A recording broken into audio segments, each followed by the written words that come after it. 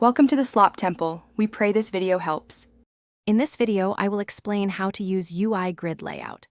This powerful tool in Roblox Studio helps you organize your user interface elements into a neat grid automatically.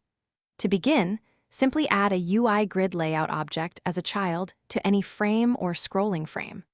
Once added, it will take over the positioning and sizing of all its sibling UI elements, simplifying your design process significantly. You no longer need to manually adjust each item, saving you valuable development time.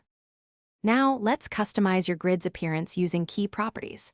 The cell size property allows you to define the exact dimensions for every cell, ensuring uniformity.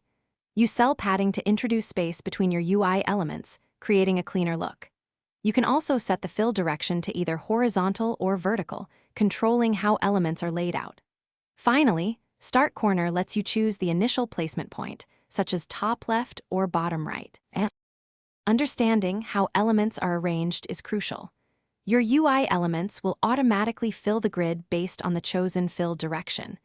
You can align the entire grid within its parent container using horizontal alignment and vertical alignment properties. The sort order property allows you to arrange items numerically by layout order or alphabetically by their name. For more control, Fill Direction Max Cells lets you specify a maximum of cells per row or column, for example, 3 items per row. For advanced usage, consider these tips. You can make child elements span multiple cells by applying a UI size constraint with a minimum size larger than the cell size. Pair UI grid layout with a scrolling frame to create dynamic, scrollable interfaces like inventories. Always use scale values for cell size and cell padding to ensure your UI adapts beautifully across different screen sizes.